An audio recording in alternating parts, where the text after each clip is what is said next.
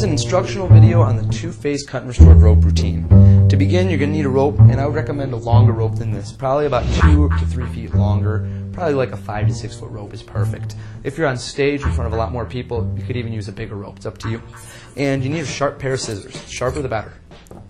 To begin, the first phase, you're going to hold the rope folded in half, and I'd recommend about 3 to 4 inches hanging on top. We'll call this the right side of the rope and the left side of the rope. Okay, right and left. You're going to grab the middle, and you're going to bring it up. And it's going to look like you just put it right here next to the rope and cut it. In reality, what you're going to do is as you come up, I'm going to reach through the middle loop. I'm going to pinch the right piece of the rope, and I'm going to bring it up and next to the end. So what I've actually got going on here, if you look, is just the end of the rope is curled in on itself, and I'm going to actually be cutting just this small loop of rope when I cut, not actually the middle. One more time so you can get a good view of that. I'll hold these far apart so you can really see it. Middle is brought up, grab right below my forefinger, bring up a loop. There you go. Now from the front, this is going to look just like you're pulling up the middle and just bringing it right up. That's all it looks like. It's just that deceptive of a switch. At this point, you're going to take your scissors, cut right through the rope, and drop the ends on your left and your right. So a moment ago, this end was right up on the left, and this end was right up on the right. You're simply going to drop everything, and what you should have at this point is one end curled over on itself and then the longer piece of rope. And you can conceal this with 2 fingers. It really should look like you've cut the rope in half. Now at this point, your ropes are going to be longer, of course. You can do a number of things. If the ropes are not the same length and you want to do a gag, you can pull it until they're the same. It's perfectly fine. Reach over and grab the right piece of rope. Okay, so the right edge of the folded in half long rope. Take it over. What you're going to do here is you're going to grip it between your pinky. Mostly your pinky is holding it. And your ring finger is going to help a little bit, but you're going to turn your hand down and you're going to grab the top end between your hand. So bring it over. Grab the top end using your left fingers. Grab the piece of rope extending from the bottom of your right hand. Grab that.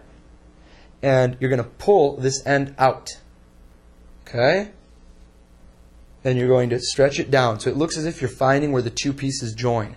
At this point, you can do whatever magical thing you want. Show the fuse. I'm going to show that again one more time so it's clear. Grab the rope with your pinky, or you could use your ring finger too if you're not feeling comfortable enough. Bring your ring finger down. Grab the piece with your left fingers. Grab the rope below the right hand. Bring it through.